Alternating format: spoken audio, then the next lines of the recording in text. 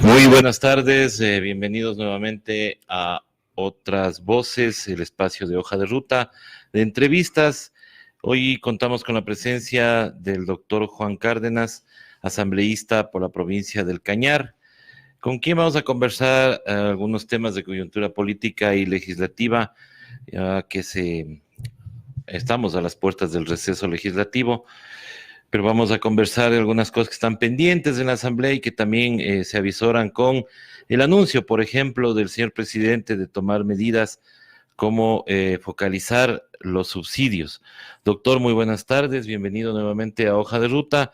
¿Y qué opina usted de este anuncio presidencial? Buenas tardes, Hoja de Ruta. Realmente es un escenario sombrío, como que no aprendimos la lección ni asimilamos lo que el pueblo dijo con claridad. Un pueblo enardecido, provocado por medidas económicas hambreadoras, por el gran paquetazo del mes de octubre y con las consecuencias funestas de muertos, heridos, detenidos, para al fin terminar derogando un decreto ejecutivo y volver a insistir en aquello. Realmente es preocupante que pese tanto la imposición neoliberal del Fondo Monetario Internacional. No es otra cosa. Porque si se impone la lógica, ¿por qué crear condiciones de exasperación popular, de descontento de la ciudadanía, sabiendo que un subsidio no es malo ni bueno per se, depende a qué se destine? Cuando el subsidio significó destinar 8.500 millones de dólares de los ecuatorianos para el salvataje bancario, ese subsidio para la clase dominante, para la dueña de los medios de comunicación, ese subsidio sí se justificaba. Pero cuando el subsidio tiene la característica de crear justicia y algo de equidad, entonces le miran como la panacea para cumplir el recetario que lo único que hace es someter, obligar, dirigir desde afuera una economía que se cae en pedazos.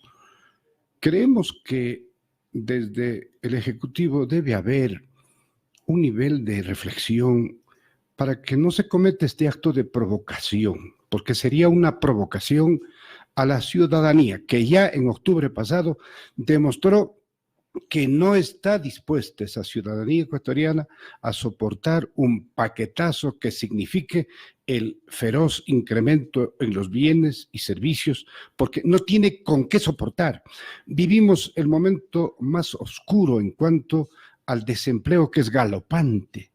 En esas condiciones, una sociedad descompuesta, con un salario mínimo sin capacidad de adquisición y con una serie de condicionamientos, con un endeudamiento externo inorgánico que solo sirve para acumular recursos que salen por la vía de la expatriación de capitales y de recursos.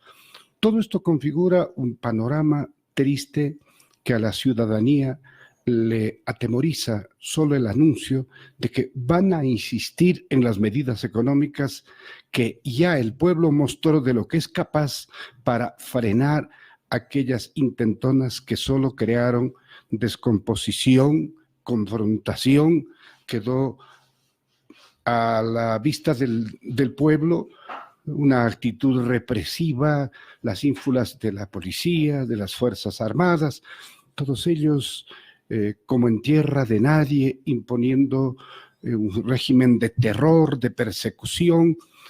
Todo esto creemos nosotros que el pueblo tiene en su retina y ojalá no tengamos que repetirla, porque sería de necios insistir en ese paquetazo. Insistir en ese paquetazo, pero ya se ha armado a la policía, se ha armado al ejército y inclusive hasta posiblemente con una lesión a la Constitución, porque el ejército no tiene pues la facultad de reprimir al pueblo. Sin embargo, se ha comprado uniformes y todo para esa acción. Robocop. Los Robocops, exacto. Efectivamente, parece ser que quisieron superar el hecho de que utilizaron bombas lacrimógenas caducadas. Claro. Ahora ya no se le puede acusar al gobierno de bombas caducadas, sino ya de bombas de uso común. Estas ironías demuestran que están de espaldas a las exigencias de nuestro país. En un año preelectoral, esto va a tener un efecto multiplicador de protesta, de rechazo y de represión. Esto es lo grave, esto es lo doloroso. No nos olvidemos que hay una modalidad en la policía y es a nivel continental. Le disparan a los ojos de las personas. Los que se atreven a protestar en contra de medidas hambreadoras pagan con uno de sus ojos. Esto es criminal, esto es perverso, esto es atroz. Esto no debe volver a suceder en ninguna sociedad que se precie de civilizada.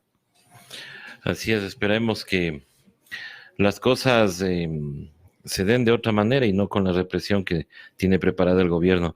Pero lo que no entendemos los ciudadanos comunes, doctores, cómo un gobierno que no tiene el respaldo popular, que tiene números súper bajos, pueda, o sea, tomar unas decisiones como esas y no haya una actuación tanto en lo político como, por ejemplo, en las Fuerzas Armadas, que no haya un jalón de orejas, alguna cosa, como para que se pare este tipo de cosas, ¿no?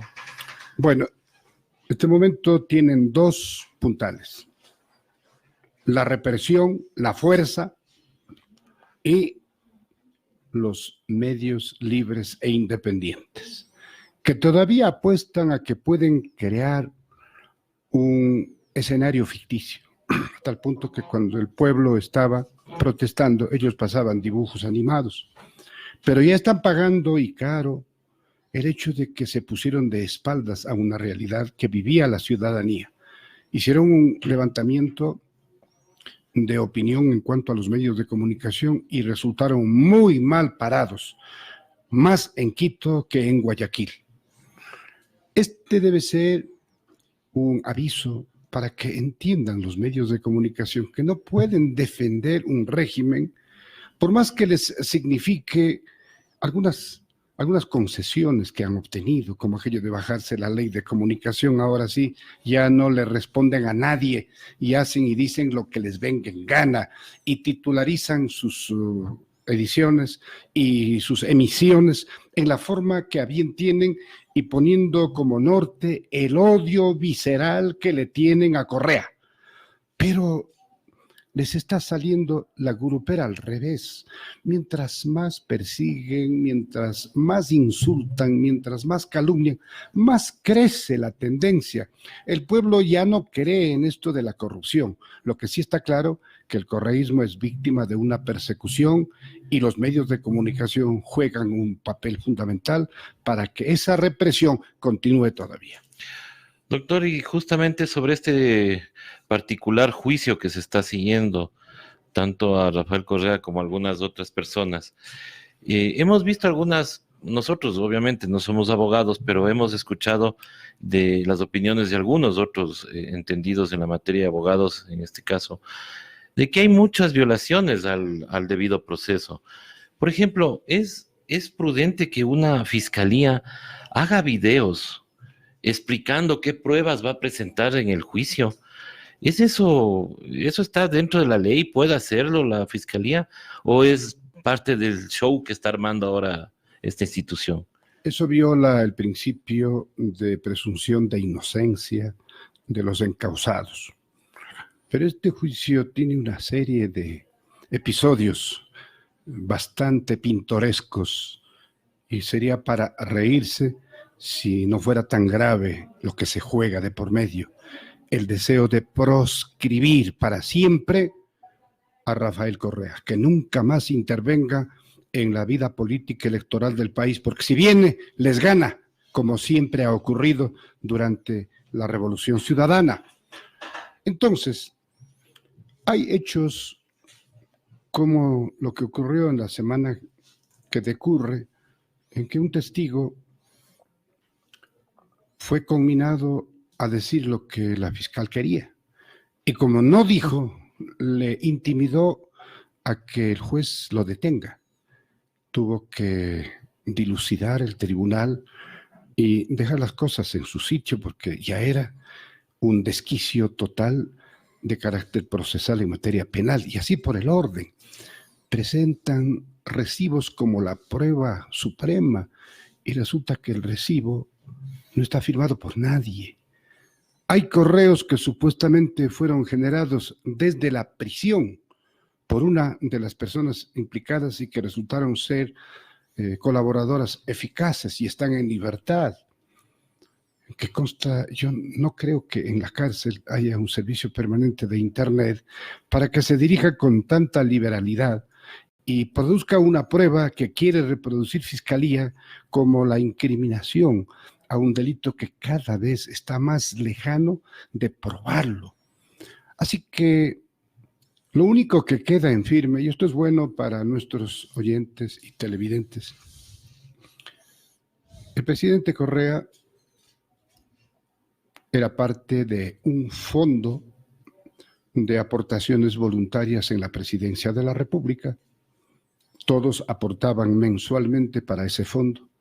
Y llegó un momento en que él necesitó $10,000. Y consta efectivamente como prueba suprema el hecho de que en su cuenta depositaron $10,000. Pero también consta como prueba que descontó $500 mensuales durante un año, con lo que redimió ese crédito. ¿Alguien puede imaginarse que Rafael Correa, un estadista de impacto mundial, haya sido tan inocentón para que deje en la cuenta personal la ruta de un dinero recibido de $10,000, cuando se habla de miles de millones? Eso es todo lo que tienen en firme. Así que, como están las cosas, y si se impone la lógica que han mantenido los persecutores, pueden hacer lo que ellos tienen en mente. Es decir, a través del lawfare, que es la forma de politizar la justicia, pueden lograr una sentencia que efectivamente inhabilite de por vida a Rafael Correa.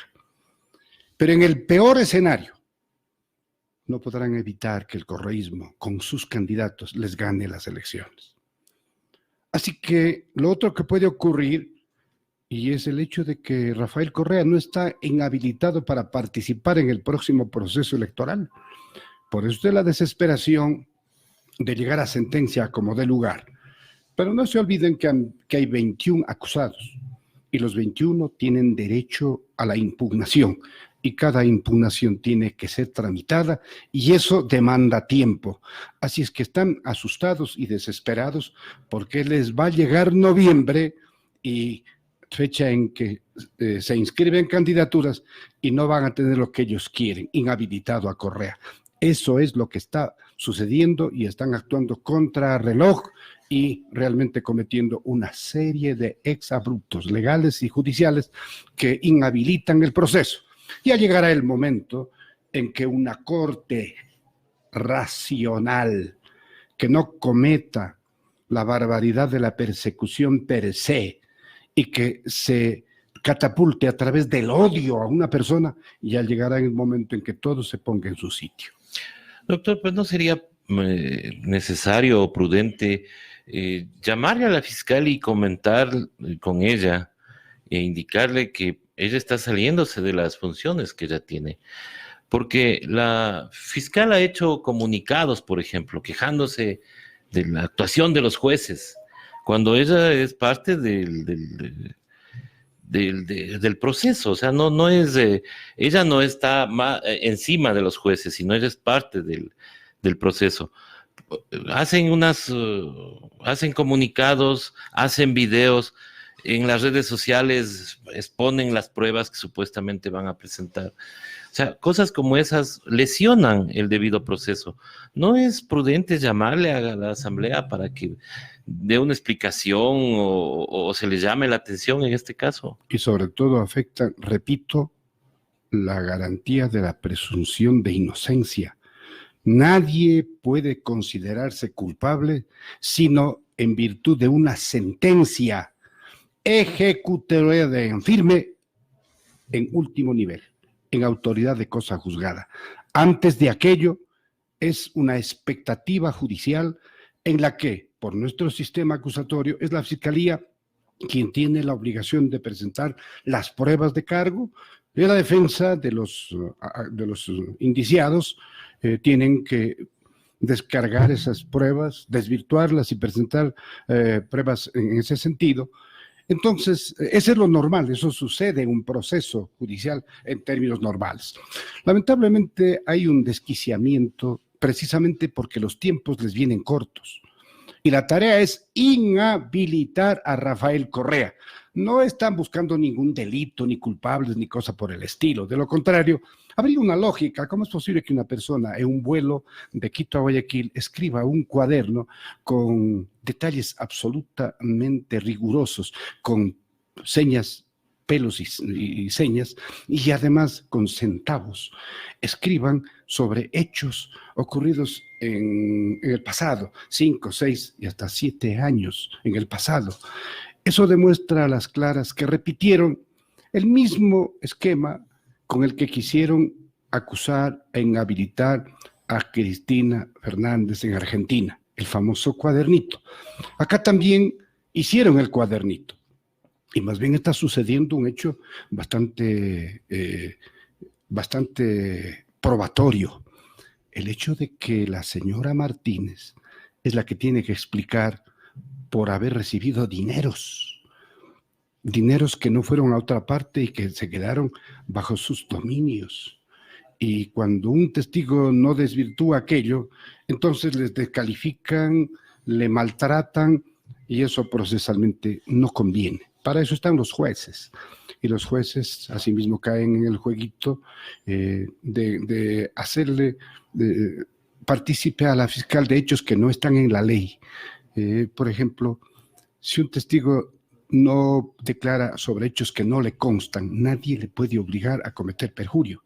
Y además, cuando alguien es convocado a rendir una declaración, una versión libre, voluntaria y sin juramento, si tiene que volver a declarar dentro de juicio, ahí lo hace bajo juramento y no está obligado a repetir lo mismo que dijo en una versión sin juramento. Esto quería confrontar la fiscal de tal manera que dijo que está cometiendo perjurio porque en la versión libre y sin juramento dijo tal cosa, pero ahora dice otra. Lo que sirve es lo que dice bajo juramento. Y si mintió, ahí sí cometió perjurio. Pero no puede confrontar con una situación que de por sí, procesalmente, tiene esa valoración relativa de que es una versión libre, voluntaria y sin juramento. Gracias, doctor, por su explicación. Vamos a otro tema. La Asamblea Nacional está pasando por momentos bastante comprometedores y sale una investigación de una plataforma digital sobre algunos asambleístas que están involucrados en actos que están reñidos con la ley. No vamos a ponerles nombres porque son algunos los delitos. Al parecer, como es un año electoral, ahora se apresura el CAL y ya el día de ayer ya ha calificado el juicio político para que vaya a la Comisión de Fiscalización la señora Karina Arteaga y que explique estos temas. Pero en el CAL está también la petición de juicio político para María Paula Romo y eso no ha caminado.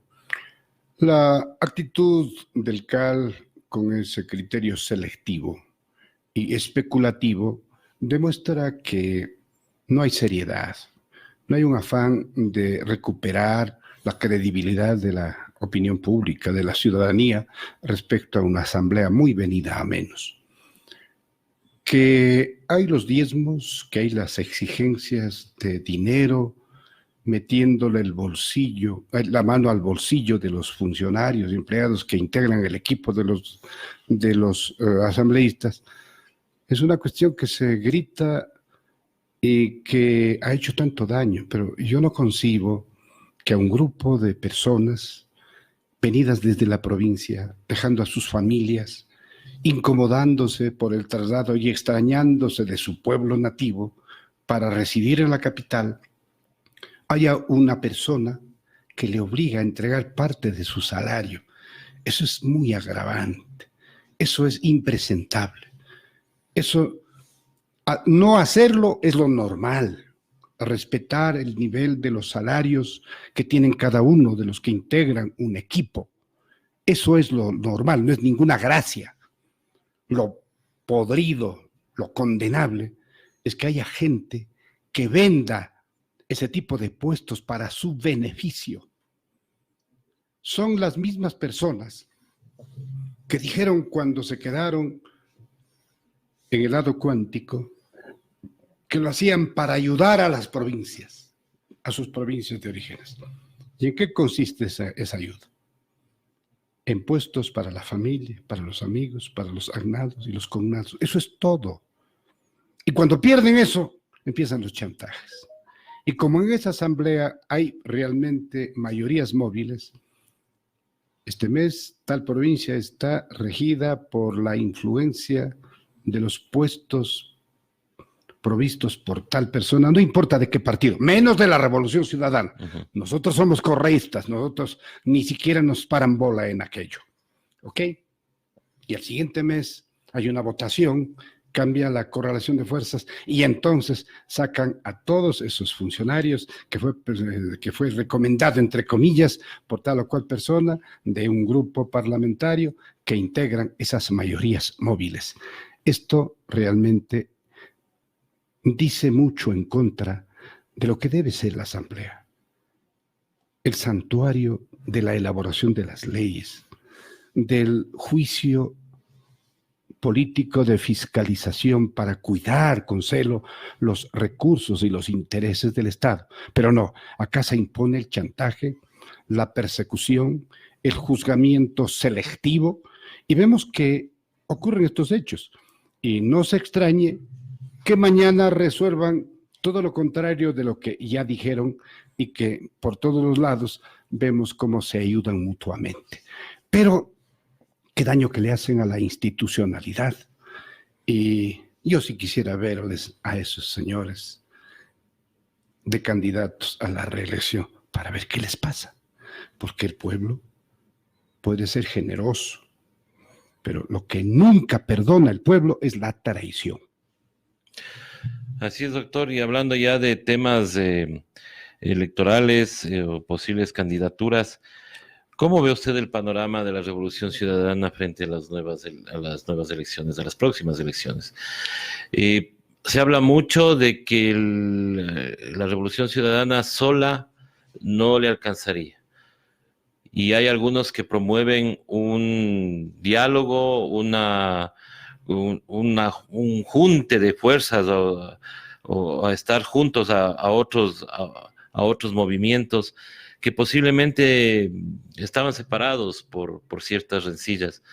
¿Usted cree en esa unión, en conversar, en el diálogo, o irá la Revolución Ciudadana sola?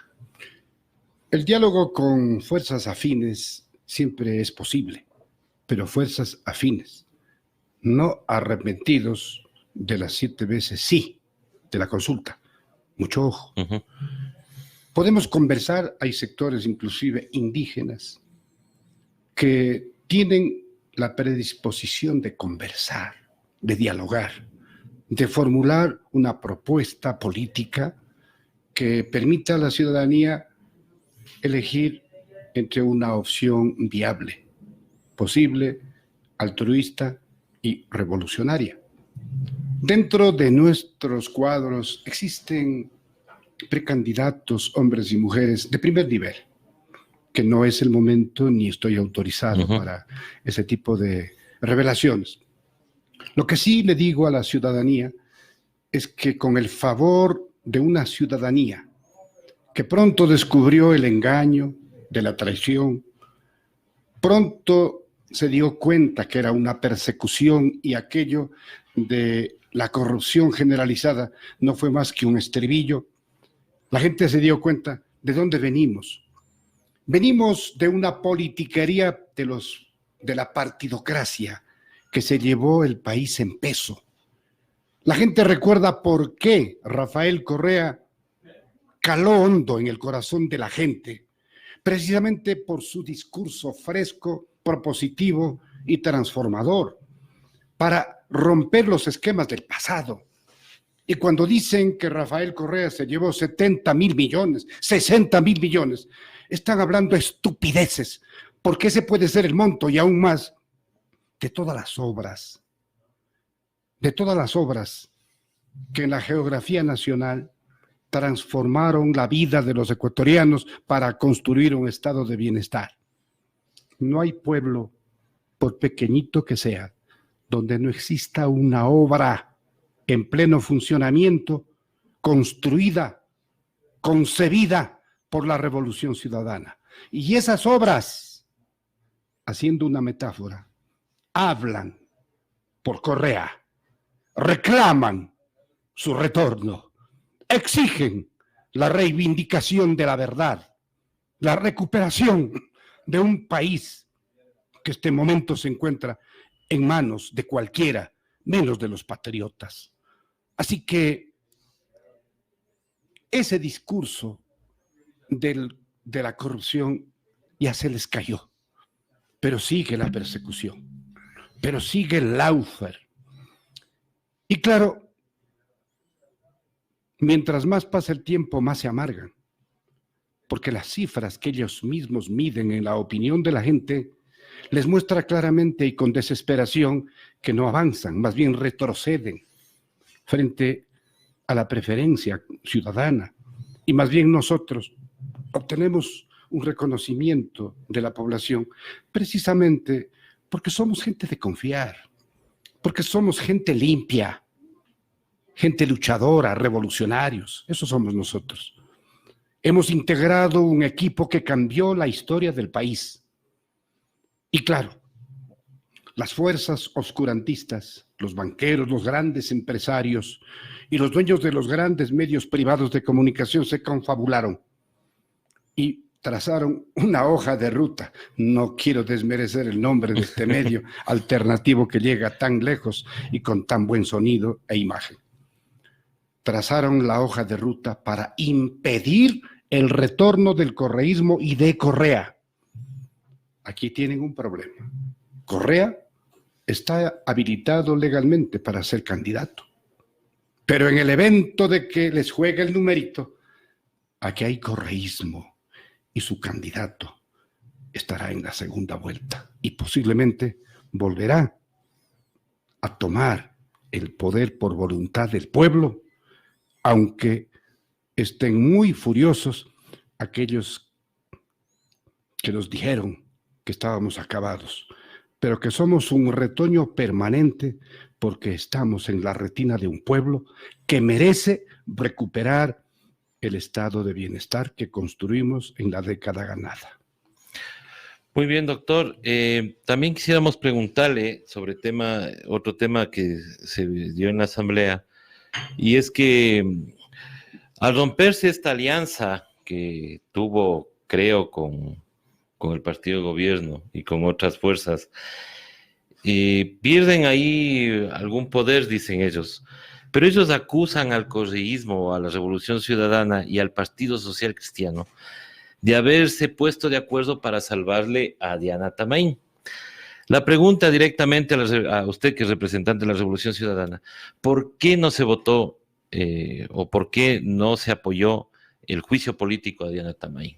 Aquí vale la pena una reflexión. Dígame, doctor. El país escuchaba con mucha fuerza que el señor Lasso y sus atletas decían que son la oposición, que están en oposición al gobierno. Hasta hoy lo dijo. Total, que han estado bien apañaditos, bien cercanitos. Amiscados. Y amiscados. De tal forma que cuando se dio el evento de la Comisión de Fiscalización, se resistieron malamente, hicieron pucheros y dijeron: se rompe la alianza. Ah, no, mentirositos, ¿no? Primero dijeron que no tenían nada que ver con el gobierno, que estaban en oposición. Pero ante ese evento se resintieron y se fueron casi a cuarto aparte. Bien, lo lógico sería que un cuerpo colegiado Ujú. como el Consejo Nacional Electoral sea objeto de un enjuiciamiento político como tal, porque toma las decisiones en corporación, en colectivo. Pero cuando es una acción selectiva en contra de la presidenta para ponerle a un pana de ellos que dirige el proceso electoral, ya sabemos para qué, a lo mejor hasta para burlar la voluntad popular, no podemos prestarnos a ese tipo de manejos politiqueros. Pero mucha gente dice que se han puesto de acuerdo entre socialcristianos y ustedes. Los socialcristianos, oiga, ni de lejos pueden ser nuestros aliados. Somos como el agua y el aceite. Los respetamos, ellos también nos respetan. Pero ellos también andan desesperados por hacerse llamar de oposición, ¿no? Y esta vez parece que les salió el numerito. Pero no nos olvidemos que inclusive el vicepresidente elegido por 70 votos viene desde ese grupo político. Tienen ministerios. No nos olvidemos que el ministro de Finanzas fue el director de las cámaras de la producción, dirigidos y orientados y controlados por los socialcristianos. Por favor, hay que tener memoria. Y nosotros sabemos que el pueblo, en ese sentido, tiene muy claro el panorama. Somos, por el momento, 29, con el retorno de Jofre Poma, que ayer fue liberado con una libertad condicional en ese juicio infame que le fue instaurado. Ya llegaríamos a 30. Eso somos. Y así nos ha visto la ciudadanía, actuar con coherencia. Y una cosa muy importante, entre los nuestros no están los lentejeros, ni están los que cobran los diezmos. Eso es muy importante. No es ningún mérito. Así debe ser el ecuatoriano común y corriente, cumplidor de su ley y sobre todo debe garantizar su desempeño con una actitud ética y moral aceptada por la ciudadanía. Así debe ser, mi estimado doctor. Doctor, y usted trabajó en el periodo anterior, o sea, en la primera parte de este periodo, digámoslo así, en la Comisión de los Trabajadores. Ahí se trató una reforma al Código de Trabajo. ¿En qué ha quedado eso? ¿Por qué no se ha avanzado? Y se suponía que iban a mandar reformas laborales. Hasta ahora no se han mandado. Bien. No se trata de una reforma. Nosotros preparamos un nuevo Código Orgánico Integral del Trabajo. Es un nuevo total. Es un código totalmente nuevo, con 6 nuevos libros, con incorporación de nuevas modalidades de trabajo, en fin, una serie de innovaciones que recogen las influencias del derecho del trabajo que responden al respeto de los derechos de los asalariados a nivel mundial, al mismo tiempo que actualiza una serie de instituciones muy importantes. Ese proyecto de ley que es integral fue calificado en nuestro periodo. Comenzamos su debate, la preparación del informe para primer debate, lamentablemente con el cambio de autoridades, y no nos olvidemos que esa comisión se mantuvo inactiva por las ambiciones de quienes querían presidir esa comisión, no se reunía, no daban quórum, y ahí se perdió un tiempo precioso que debía ser utilizado precisamente para preparar el informe para primer debate del Código del Trabajo, que era la mejor forma de impedir la presentación de las reformas que le interesan al Ejecutivo y a los sectores empresariales en los que consta la cantaleta de siempre. Le llaman la flexibilización laboral, la flexibilización.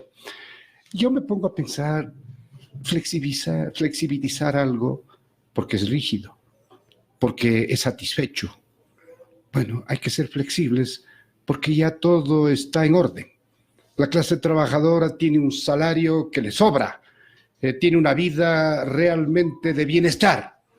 Solo ahí podríamos pensar en flexibilizar los derechos de los trabajadores.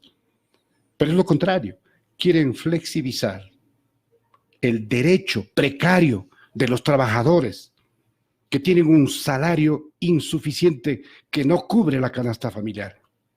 A ellos sí le quieren limitar más aún esos precarios derechos conseguidos como un factor irrenunciable con rango constitucional. ¿Y qué hacen los grandes empresarios? ¿Qué aportan? No aportan absolutamente nada, porque lo que hacen ellos ni siquiera crean puestos de trabajo.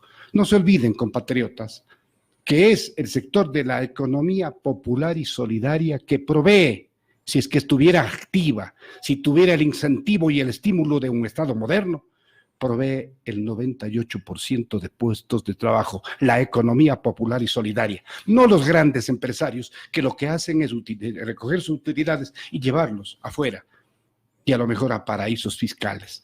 Entonces, esta es la historia corta de lo que ocurre con el destino del Código Integral del Trabajo, que comenzamos en el periodo al que yo pertenecí a preparar el informe para primer debate, pero esto lo han dejado de lado y recién parece ser que la señora presidenta, justamente doña Karina, de la que usted habló, parece que quiere ponerlo en agenda. Ojalá y esto sea serio y sobre todo sostenible para que se debata con seriedad un instrumento fundamental para la producción, para los derechos de los trabajadores, para la modernización de la estructura obrera patronal y para mejorar las condiciones de vida precisamente de la inmensa mayoría de ecuatorianos que hoy por hoy sufre la mayor tasa de desempleo en el país. Listo, doctor, muchísimas gracias. Queremos agradecerle por su presencia aquí en Hoja de Ruta.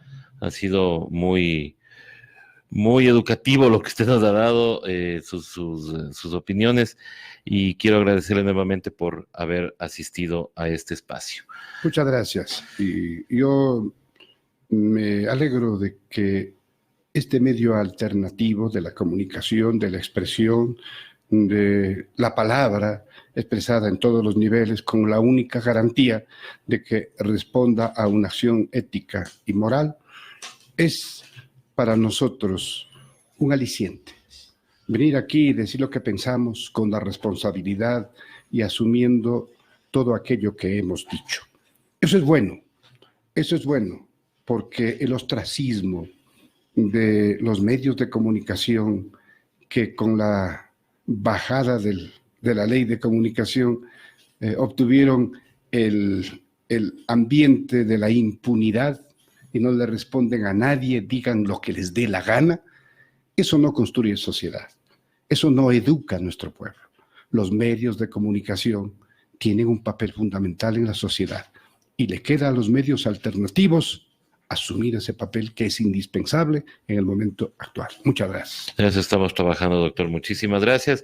Y con ustedes, amigos que nos acompañaron en este espacio de Otras Voces, estaremos ya más adelante con nuestros amigos de Tiempo Ahora, luego el informe del doctor Augusto Tandazo, y en la noche estaremos con otro espacio de Otras Voces con la doctora María Isabel Salvador.